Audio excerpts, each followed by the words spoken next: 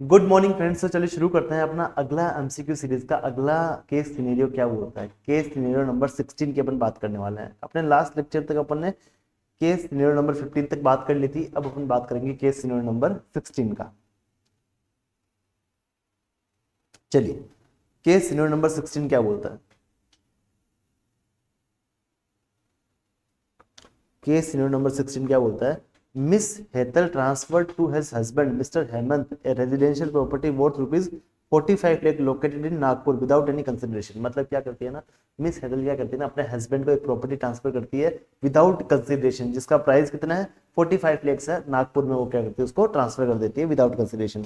The expected rent of the such property is 5 lakh rupees. उस property का जो expected rent है वो 5 लाख रुपए है। म्युनिसिपल टैक्स जो उसने 5,000 रुपए पे किया है मिस हेतल ने for this property during the previous year 24-25, Miss Hetal has 3 residential property in Mumbai. उनकी मुंबई में 3 रेजिडेंशियल प्रॉपर्टी और है। मतलब एक तो नागपुर में थी जो अपने प्रत्येक को ट्रांसफर कर दी उन्होंने, उसके अलावा उनके पास 3 रेजिडेंशियल प्रॉपर्टी और है, वो है उनका मुंबई में। उनका एक्सपेक्टेड रेंट है तीनों प्रॉपर्टी का, वो है एक का है 10 लाख रुपए, एक का 11 लाख रुपए, एक का है 12 लाख रुपए। She purchase the properties out of his own fund. ये प्रॉपर्टी उन्होंने अपने खुद के पैसों से खरीदी है, किसी के गिफ्ट दिए हुए पैसों से उसने नहीं परचेज किया है।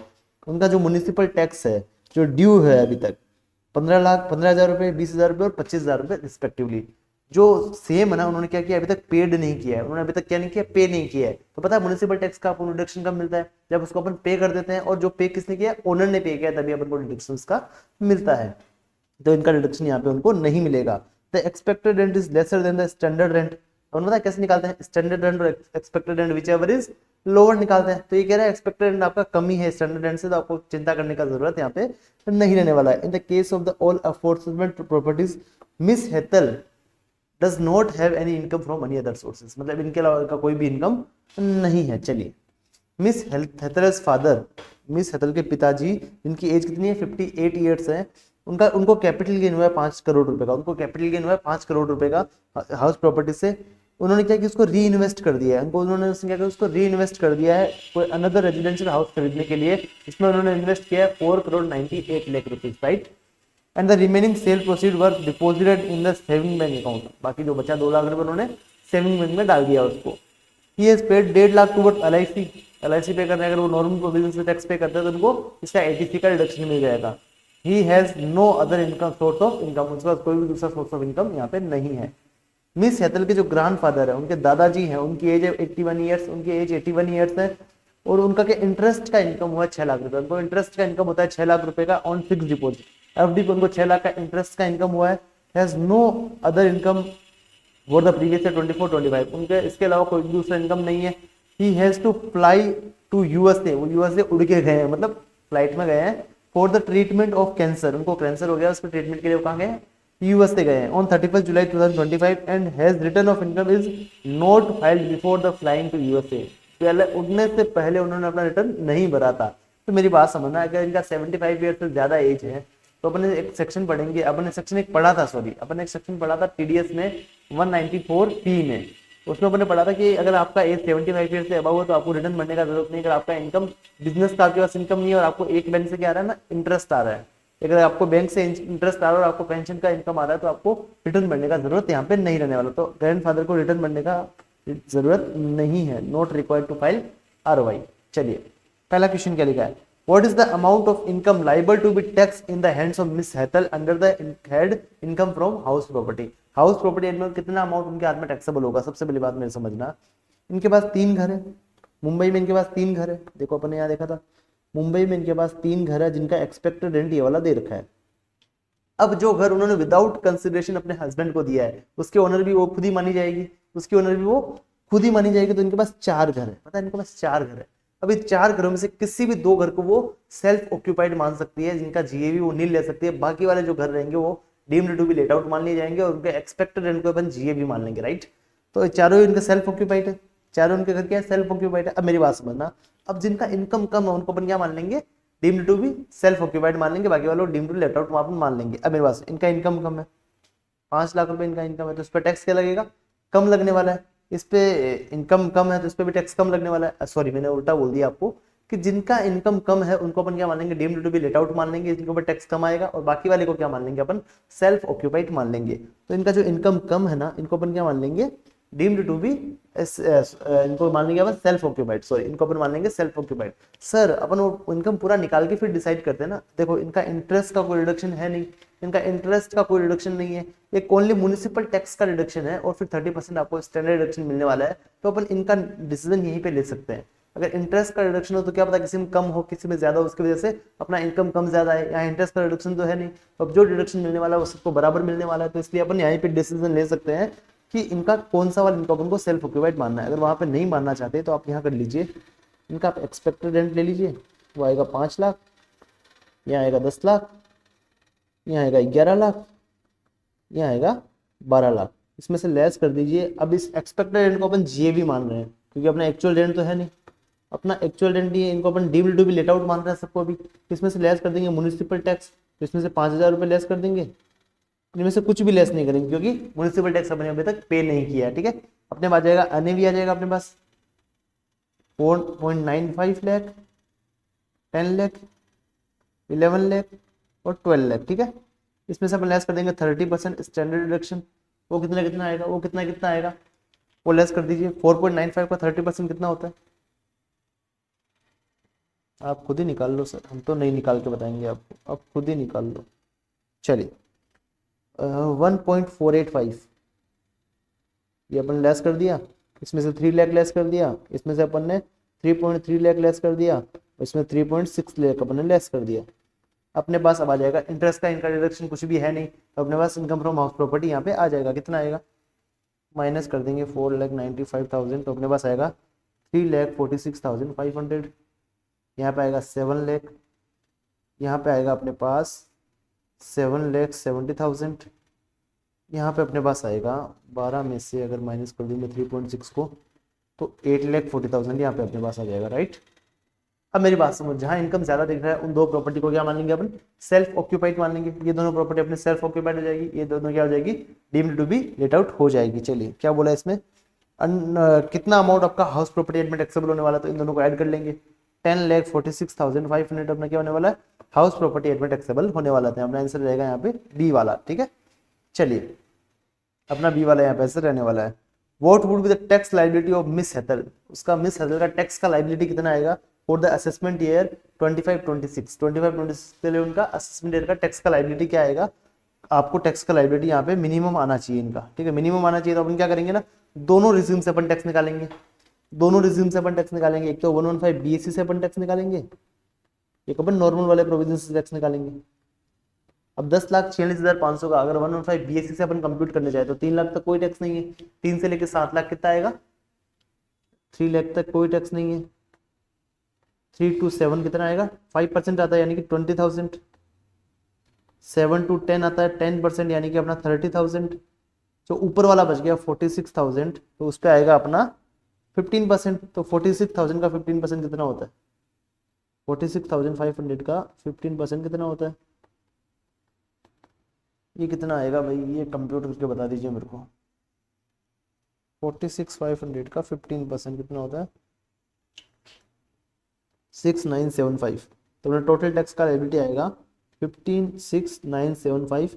इसमें अपन ऐड कर देंगे 4% हेल्थ एंड एजुकेशन सेस, तो 56,975 इंटू 4% आएगा अपना 2,279। तो अपना टोटल टैक्स लायबिलिटी जो आएगा वो आएगा अपना 56,975 प्लस 2,279, 5,9,254, यानी कि इसको अपन लिख सकते हैं 5,9,250, राइट। तो अपना यहाँ पे टैक्स का लायबिलिटी आ जाएगा। नॉर्मल प्रोविजन से बात करें, नॉर्मल प्रोविजन से अगर बात करें तो 10 लाख तक कितना आएगा, आप कैलकुलेट कर लीजिएगा। 2.5 लाख तक कोई टैक्स नहीं, 2.5 से लेकर 5 लाख तक 5%, 5 से लेकर 10 लाख तक 20% आपका टैक्स का रेट यहाँ पे आने वाला है।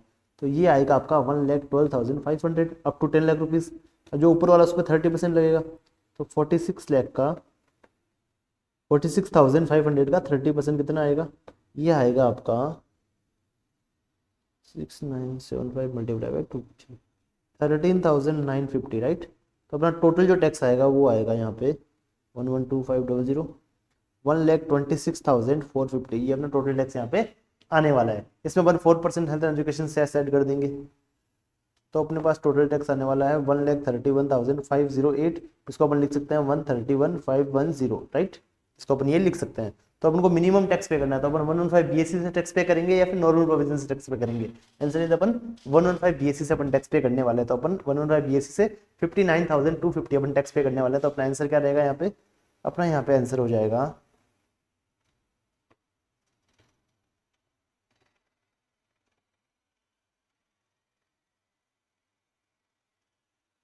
तो अपना यहाँ पे आंसर हो जाएगा, आंसर रहेगा अपना 59,250, आंसर इज बी। चलिए third, is Hetal's father required to furnish his return of income in the India for the assessment 25-26। अब मेरी बात समझना, अपने रिटर्न ऑफ इनकम जब पढ़ा था अपने क्या देखा था, अगर आपका टोटल इनकम 2.5 लाख रुपए से ज्यादा है before claiming deduction under section series of 54 की सीरीज के डिडक्शन क्लेम करने से पहले आपका इनकम 2.5 लाख से ज्यादा है क्या, तो इन्होंने 5 लाख का इनको कैपिटल गेन हुआ है, तो भाई 54 की सीरीज से कैलकुलेट करने से पहले इनका इनकम कितना है 5 लाख रुपए, तो इनको रिटर्न भरना मैंडेटरी है, इनको रिटर्न भरना मैंडेटरी है। तो चलो इनका रिटर्न भरना इनको क्या है मैंडेटरी है, तो जहां नो लिखा है उसको हटा दो पहले। और इनका ड्यू डेट कितना रहेगा, इनका बुक्स का ऑडिट नहीं हो रहा है ना, इनका ड्यू डेट रहेगा 31 जुलाई। चलिए yes, is required to fund return of income on or before 31 July, ये वाला आंसर सही है अपना। और ये लिखा है 30 सितंबर, गलत है, ये 31 अक्टूबर गलत है, तो अपना आंसर रहेगा यहाँ पे बी वाला, राइट। अपने यहाँ पे बी वाला आंसर अपना सही हो जाएगा। चलिए आगे बढ़ते हैं। Is mister Hetal's grandfather required to pay advance tax, क्या उनके ग्रैंडफादर को एडवांस टैक्स पे करने का जरूरत है during the previous year 24-25 if he shifted out of default tax regime. अब मतलब मेरी बात समझना, ग्रैंडफादर 75 ईयर से अबव है, उनको सिर्फ इंटरेस्ट का इनकम हो रहा है, तो उनको रिटर्न भरने का भी जरूरत नहीं है, उनको रिटर्न भरने का भी जरूरत नहीं, तो एडवांस टैक्स क्यों पे करेंगे। देखो क्या लिखा है, no he is not required to pay advance tax since he is a senior citizen. Senior citizen में, सीनियर सिटीजन तो अपने कितने होते हैं 60 से ऊपर हो जाता है ना। अब मैं यहाँ बात करूँ 75 ईयर से अबव, तो ये वाला आंसर अपना गलत है। Yes, he is required to pay advance. Yes, आते ही गलत हो गया। No, he is not required to pay advance tax since he is a senior citizen and he is not having any income under the head profit and gain from business and profession। अगर PGBP से income होता तो उनको return भरना ही पड़ता, PGBP से income नहीं होता तो इनको रिटर्न भरने का जरूरत नहीं, अगर इनका सिर्फ इंटरेस्ट का इनकम आ रहा तो। अगला चौथा भी पढ़ लेते हैं। यस, ही यस आ गया, गलत हो गया। तो इन चारों में से जो अप्रोप्रिएट आंसर लग रहा है वो ये वाला है, जो अगर ये सीनियर सिटीजन है और इनका अगर वो हो गया है पीजीबीपी वाला इनकम हो गया है तो फिर इनको रिटर्न भरना ही पड़ेगा। तो यहाँ पे एकदम सही रीजन लिखा हुआ है कि अगर आपका पीजीबीपी का इनकम नहीं है तो आपको रिटर्न भरने का जरूरत नहीं है, अगर आपका एज क्या है 75 ईयर से अबव है तो। चलिए इनको एडवांस टैक्स पे करने का भी जरूरत नहीं रहने वाला है। और वैसे मैं बता दूं सीनियर सिटीजन को अगर एडवांस टैक्स पे करने का जरूरत नहीं है, अपन ये पे पढ़ा था हमने जब अपने को टीडीएस चैप्टर कवर किया था तब। चलिए यहाँ पे आपका एमसीक्यू नंबर 16 कंप्लीट हो जाता है, यहाँ पे आपका एमसीक्यू नंबर 16 आपका कंप्लीट हो जाता है। अब अपन बात करेंगे एमसीक्यू नंबर 17 का। अब अपन बात करेंगे एमसीक्यू नंबर 17 का, तो फटाफट से एमसीक्यू नंबर 16 एक बार आप देख लेंगे, उसके बाद अपन क्या करेंगे ना एमसीक्यू नंबर 17 का अपन बात करने वाले हैं। चलिए स्टार्ट करते हैं अपना केस सिनेरियो नंबर 17 अपन स्टार्ट करते हैं, ठीक है। केस सिनेरियो नंबर अपन 17 स्टार्ट करते हैं, बैठे बैठे मजा नहीं आ रहा, खड़ा होकर बोलेंगे, ठीक है। केस सिनेरियो नंबर अपन 17 की अपन बात करने वाले हैं। चलिए बात करते हैं, क्या लिखा है।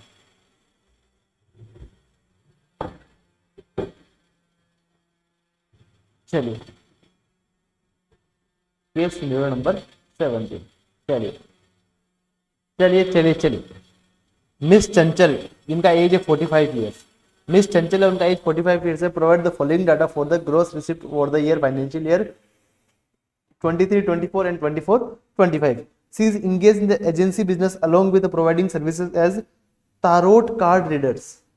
He is generally engaged in cash payment and cash receipt. इसका मतलब इनका रिसिप्ट, इनका लगभग काम होता है वो केस में होता है, इनका लगभग काम क्या होता है ना केस में होता है। चलिए इनका बिजनेस का रिसिप्ट कितना है 23-24 का इनका बिजनेस का रिसिप्ट है 1,05,00,000 रुपए, 24-25 का इनका बिजनेस का रिसिप्ट है 98 लाख रुपीज। प्रोफेशन से इनका रिसिप्ट है 23-24 में 47 लाख रुपए और 24-25 में 49 लाख रुपीज। जिनका टोटल ग्रॉस रिसिप्ट उनके पास आ चुका है। She paid an amount of 12 lakh to a contractor for polishing has old furniture in her self occupied residential house property on 12 April 2024। 12 April 2024 को उन्होंने क्या किया अपने फर्नीचर को पॉलिश करवाया, उसके लिए उन्होंने 12 लाख रुपए पे किए कॉन्ट्रैक्टर को। Further on the 5 June 2024 she has taken service from renowned interior designer for the same residential house property for which she paid 2.5 lakh रुपए। उन्होंने इंटीरियर डिजाइनर को 2.5 लाख रुपए भी उन्होंने पे किए, ठीक है। On 28 May 2024 she sold on commercial property for 50 lakh rupees. 28 मई को उसने क्या किया ना, एक कॉमर्शियल प्रॉपर्टी बेच दी 50 लाख रुपए में। उसका स्टैंप ड्यूटी लिखता था 58 लाख रुपीज का, उसका स्टैंप ड्यूटी लिखता था 58 lakh rupees. The value adopted for the stamp duty value 54 lakh on the date of agreement. अब मेरी बात सुनना, डेट ऑफ रजिस्ट्रेशन का इसका स्टैंप ड्यूटी वैल्यू कितना था, वो था 58 लाख रुपए, और डेट ऑफ एग्रीमेंट का था इनका 54 लाख रुपीज। उन्होंने क्या किया, उन्होंने पार्ट पेमेंट कर दिया है बाय अकाउंट पे चेक। अकाउंट पे चेक से उन्होंने डेट ऑफ एग्रीमेंट को पार्ट में पेमेंट उन्होंने कर दिया है। इसका मतलब एसडीवी कौन सा वाला लेंगे, डेट ऑफ एग्रीमेंट वाला अपन एसडीवी लेने वाले हैं। तो डेट ऑफ एग्रीमेंट का एसडीवी लेने वाले हैं अपन यहाँ पे 54 लाख, और अपने बेचा है 50 लाख में। तो 50 लाख में अपन 10% ऐड कर तो 55 लाख होता है, यानी कि अपने एसडीवी को ये कवर कर लेता है, अपने बीच में कवर कर लिया। तो मतलब जो अपना सेल कंसिडरेशन है वही अपना क्या बन जाएगा, जो अपना सेल प्राइस है वही अपना सेल कंसिडरेशन यहाँ पे बन जाएगा। तो यहाँ पे अपना सेल कंसिडरेशन रहने वाला है वो रहेगा अपना 50 लाख रुपीज, राइट। चलिए फिर अपन को कॉस्ट इन्फ्लेक्शन इंडेक्स दे रखा है, कॉस्ट इन्फ्लेशन अपन को इंडेक्स दे रखा है। अब मेरी बात समझना, क्या लिखा था, it is was purchase for 40 lakh rupees on 28/6/2022। इन्होंने जो एक घर बेचा है ना 50 लाख में, वो उन्होंने 28 जून 2022 को खरीदा 40 लाख रुपए में। अब मेरी बात सुनो, इन्होंने बेचा कब है, 28/5/2024 को, और खरीदा कब था, 28/6/2022 को। इसका मतलब दोनों के बीच में गैप कितना है, 2 साल से भी कम है ना, 2 साल से भी कम है, लगभग 23 मंथ्स का गैप है। 23 मंथ्स का गैप है, तो 2 साल से कम है, तो क्या हो जाएगा, ये अपना बन जाएगा शॉर्ट टर्म। तो अपने को इसका जरूरत पड़ेगा ही नहीं, पता है आपको, ये अपना जो अपने सेल किया वो शॉर्ट टर्म वाला है, पता है आपको, शॉर्ट टर्म वाला 2 साल तक क्या होता है, शॉर्ट टर्म होता है, उसके बाद अगर बेचा तो फिर लॉन्ग टर्म रहेगा अपना लैंड एंड बिल्डिंग के केस में, क्योंकि ये 23 जुलाई से पहले किया गया ट्रांजेक्शन है। तो ओके चलिए, the brought forward long term loss, उनका कोई लॉन्ग टर्म लॉस था पिछले सालों में, उन्होंने ब्रॉड फॉरवर्ड किया है और अनलिस्टेड शेयर्स का है जो 5,50,000 रुपए का। पता है long term capital loss long term capital gain से ही सेट ऑफ होता है, वो किसी दूसरे इनकम से सेट ऑफ नहीं होता है। इसका मतलब ये वापस क्या हो जाएगा, कैरी फॉरवर्ड हो जाएगा, क्योंकि अपने पास कोई भी लॉन्ग टर्म का गेन नहीं है इस साल में, ठीक है। ये क्या हो जाएगा, वापस क्या हो जाएगा, कैरी फॉरवर्ड हो जाएगा। During the year, Ms. Chanchal incurred a loss of 70 lakh rupees while trading in the agriculture commodity derivatives। अब मैंने आपको जब बिजनेस हेड पढ़ाया था, मैंने बताया था कि जो अगर आप डेरिवेटिव्स में ट्रेड करते हो तो ये आपका स्पेकुलेटिव बिजनेस नहीं होता, ये आपका नॉर्मल बिजनेस होता है। और यहाँ के जो लॉस होता है आपको क्या कर सकते हो, उसको नॉर्मल बिजनेस के गेन से उसको सेट ऑफ कर सकते हो। तो ये जो 70 लाख रुपए, ये क्या अपना अगर नॉर्मल बिजनेस का गेन होगा उससे सेट ऑफ हो जाएगा। Miss Chanchal is opted out of default tax regime under section 115 BSc for the assessment year 25-26 25-26 के लिए, असेसमेंट ईयर 25-26 के लिए क्या करती है ना, 115 BSc फॉलो नहीं करती है। ऑप्टेड आउट यानी कि 115 BSc फॉलो नहीं करती है, वो नॉर्मल प्रोविजन से टैक्स पे करती है। इसके बेस पे अपन को क्या देना है, एमसीक्यूज का अपन को आंसर देना है। पहले एमसीक्यू क्या लिखा है देखो, is miss Chanchal liable to tax audit under the income tax act 1961 for the previous year 24-25। 24-25 में क्या उसको ऑडिट करवाने का जरूरत है, उसको ऑडिट करवाने का जरूरत है क्या, तो ऑडिट करवाने का जरूरत है या नहीं, वो अपन कहाँ देखा था अपने, यहाँ पे अपन ने पढ़ा था कि किसको ऑडिट करवाने का जरूरत पड़ता है। अब मेरी बात समझना, ऑडिट करवाने का जरूरत किसको पड़ता है, सबसे पहले अपन यहाँ पे चेक करेंगे कि वो कौन है, वो कौन है, वो कौन है, वो ये कौन है, मिस चंचल है, यानी इंडिविजुअल एचयूएफ है, इंडिविजुअल एचयूएफ है। तो इंडिविजुअल एचयूएफ के केस में अपन ने चेक किया था, ऑडिट वाला पॉइंट अपन ने चेक किया था। चलिए यहां से देखा था अपन ने, राइट, यहां से अपन ने देखा था उसको। हाँ, तो ऑडिट कब करवाना पड़ा, इंडिविजुअल एचयूएफ के केस में आपको, अगर आपका टर्नओवर 1 करोड़ से ज्यादा है, तो अगर आपका टर्नओवर 1 करोड़ रुपए से ज्यादा है बिजनेस के केस में, अगर प्रोफेशन के केस में अगर आपका टर्नओवर 50 लाख रुपए से ज्यादा, तो आपको ऑडिट करवाने का जरूरत यहाँ पे पड़ने वाला है। चलिए तो यहाँ पे इनका देखो प्रीवियस से 24-25 फाइनेंशियल 24-25 पे इनका टर्नओवर कितना है, बिजनेस का कितना 98 लाख, 1 करोड़ से कम है, प्रोफेशन का 49 लाख, यानी कि ये भी 50 लाख से कम है, तो इनको ऑडिट करवाने का यहाँ पे जरूरत नहीं है। सर क्या इंडिविजुअल देखते हैं, एग्रीगेट देखते हैं, इंडिविजुअल देखते हैं, इंडिविजुअल अपना बिजनेस का देखेंगे, इंडिविजुअल अपना प्रोफेशन का देखेंगे, दोनों में अगर लिमिट क्रॉस नहीं हो रहा है तो उनको ऑडिट करवाने का यहाँ पे जरूरत नहीं पड़ने वाला। तो यहाँ पे पहला ऑप्शन कह रहा है यस उनको ऑडिट करवाना पड़ेगा, ये गलत है। दूसरा कह रहा है नो उनको ऑडिट करवाने की जरूरत नहीं, क्योंकि the gross receipt from the business and profession are below the specified threshold limit, ये वाला सही लग रहा है अपन ना, लिमिट से कम है इन दोनों का प्रॉफिट, ये वाला अपना आंसर सही हो जाएगा। बाकी वालों में ये चीज लिखा है वो भी अपने गलत आंसर रहने वाले हैं। चलिए सेकंड वाले का बात करते हैं, with respect the payment made to contractor, जो कॉन्ट्रैक्टर को उसने पेमेंट किया था ना यहाँ पे फर्नीचर पॉलिश करवाने के लिए, और दूसरा उसने पेमेंट किया था यहाँ पे डिजाइनर को पेमेंट किया 2.5 लाख रुपए। तो क्या लिखा देखो, with respect to the payment made to the contractor and the interior designer during the financial year 24-25 miss Chanchal consulted various persons and they have the following views. अब क्या क्या व्यूज है अपना देखो। She is required to deduct TDS under section 194C and 194J। पता है 194C और 194J में टीडीएस कब काटना होता है? अपन को टीडीएस तब काटना होता है जब आपका बिजनेस का टर्नओवर 1 करोड़ से ज्यादा है या फिर आप प्रोफेशन का टर्नओवर आपका 50 लाख रुपए से ज्यादा, तब आपको 194C या 194J में आपको टीडीएस काटना होगा। अदरवाइज आपका लाइबिलिटी 194C और J में नहीं आता है। तो यहाँ पे यही गलत हो गया है, 194C और J में उसको काटने का भी जरूरत नहीं है। She is required to deduct TDS under section 194M on both the payments. 194M में अपन टीडीएस कब काटते हैं? जब अपन को 194C और J में नहीं काटना होता है, और यहाँ पे तभी काटेंगे जब अपना टोटल जो एग्रीगेट ट्रांजेक्शन हुआ वो 50 लाख रुपए से ज्यादा है पूरे साल का। तो यहाँ पे ट्रांजेक्शन जो अपने साथ हुआ है वो कितना है? 13 लाख रुपए का है, 14 लाख 14.5 लाख का ट्रांजेक्शन है। तो अपन को यहाँ पे भी टीडीएस काटने का जरूरत नहीं है। अगला, she is not required to deduct TDS neither under section 194C और nor under section 194J since such payment amount are paid for the personal purpose. हाँ, पहली बात तो ये पर्सनल पर्पस का नेचर है, 194C में करता ही नहीं है, तो ये वाला अपना सही है। Second, she is not required to deduct TDS at source under section 194M, उसको 194M में भी टीडीएस काटने का जरूरत नहीं है since payment to each individual does not exceed 50 lakh rupees. अब जो अपन एक को अपन पे करे 12 लाख रुपए, एक को अपन पे करे 2.5 लाख रुपए, तो किसी के इंडिविजुअल का अपन को 50 लाख रुपए से ऊपर नहीं है, तो अपन को 194M में भी टीडीएस काटने का जरूरत यहाँ पे नहीं। ये वाला भी अपना सही है। तो अपना थर्ड और फोर्थ पॉइंट अपने दोनों पॉइंट क्या है? सही रहने वाले हैं। तो ये कहाँ पे दिख रहा है अपन को आंसर में? ए वाला आंसर अपना सही हो जाएगा। थर्ड और फोर्थ दोनों आर व्यू क्या है अपने करेक्ट व्यू रहने वाले हैं। चलिए तीसरा एमसीक्यू का बात करते हैं। What is the amount and nature of capital gain chargeable to tax in the hands of Miss Chanchal? Miss चंचल के हाथ में कितना कैपिटल गेन टैक्सेबल होने वाला है? अब मेरी बात समझना। तो इन्होंने जो घर बेचा है वो 50 लाख में बेचा है, उसका अपन सेल कंसिडरेशन कितना ले रहे हैं? 50 लाख ही ले रहे हैं। तो 50 माइनस शॉर्ट टर्म में दोस्तों इंडेक्स का बेनिफिट नहीं मिलेगा। इसने 40 लाख में खरीदा था, 40 लाख अपन लेस कर देंगे तो अपने पास कैपिटल गेन कितना आएगा? 10 लाख का अपने पास कैपिटल गेन आने वाला है। ये सिंपल सा क्वेश्चन था। 10 लाख अपने पास शॉर्ट टर्म कैपिटल गेन यहाँ पे आने वाला है। तो देखो कहाँ लिखा है आंसर? बी वाला अपना आंसर हो जाएगा। 10 लाख अपना शॉर्ट टर्म कैपिटल गेन यहाँ पे रहने वाला है। What is the amount of losses which can be carried forward to assessment at 26-27? कितना लॉस अपन कैरी फॉरवर्ड करने वाले हैं 26-27 में? Assuming that business income is 45 lakh and income from profession is 25 lakh. मतलब वो कह रहे हैं आपका, मान लीजिए आपका बिजनेस का इनकम 45 लाख रुपए और प्रोफेशन से आपका इनकम 25 लाख रुपए है, तो आपका टोटल इनकम बिजनेस से कितना आएगा? 45 + 25 कितना आएगा? 70 लाख रुपीज।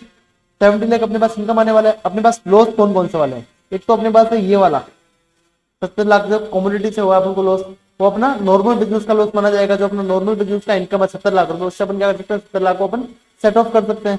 तो 70 लाख से 70 लाख सेट ऑफ हो जाएगा, तो ये जीरो हो जाएगा। और ये वाला लॉस अपन को कैरी फॉरवर्ड करने का जरूरत नहीं, क्योंकि अपना यहाँ पे सेट ऑफ हो चुका है। अब बचा जो ये अपना लॉन्ग टर्म कैपिटल लॉस है। ये पता है लॉन्ग टर्म कैपिटल गेन से सेट ऑफ होता है। अपने पास लॉन्ग टर्म कैपिटल गेन था नहीं इस साल में, तो ये वाला क्या हो जाएगा? कैरी फॉरवर्ड हो जाएगा। ये कैरी फॉरवर्ड हो जाएगा। और इसके अलावा कोई भी अपना लॉस नहीं है जो कैरी फॉरवर्ड अपन को करना होगा। तो अपना 5.5 लाख का लॉस क्या हो जाएगा? कैरी फॉरवर्ड हो जाएगा। अब देखो मेरी बात समझना। सबसे पहले क्या लिखा? 5.5 लाख आपका कैरी फॉरवर्ड होगा, सही है आंसर अपना। फिर 70 लाख होगा, नहीं होगा 70 लाख तो अपना सेट ऑफ हो जाएगा। यहाँ पे कोई भी लॉस आपका कैरी फॉरवर्ड नहीं होगा, ये गलत है। तो 5.5 लाख आपका कैरी फॉरवर्ड होगा, ये 70 लाख भी कैरी फॉरवर्ड होगा, आंसर नहीं है। अपना ए वाला आंसर यहाँ पे सही हो जाएगा। यहाँ पे अपना ए वाला आंसर अपना क्या हो जाएगा? सही हो जाएगा। यहाँ पे आके अपना ये एमसीक्यू कंप्लीट हो जाता है। यहाँ पे आके अपना एमसीक्यू क्या हो जाता है? ये कंप्लीट हो जाता है। चलिए ये वाला यहाँ पे आके अपने क्या हो गया? एमसीक्यू नंबर कौन कौन सा वाला कंप्लीट हो गया? एमसीक्यू नंबर 16 और 17 यहाँ पे आके अपना कंप्लीट हो जाता है। आपको उनको जो मैं वीडियो दे रहा हूँ आपको, तो साथ साथ में देखने भी और साथ साथ में आपको कैलकुलेट भी करना है। और जब ये वीडियो कंप्लीट हो जाए ना, तब आपको क्या करना है ना, एक बार खुद से बैठ कर फटाफट से कैलकुलेशन में हाथ से कर लेंगे। ऐसा नहीं कि जो मैंने करवाया उतना सफिशिएंट है, नहीं, आपको भी अपने हाथ से इनके आंसर को निकालना होगा, क्योंकि एग्जाम में आपको परफॉर्म करना है। ठीक है, आई होप आप मेरी बात को यहाँ तक समझ चुके हैं। चलिए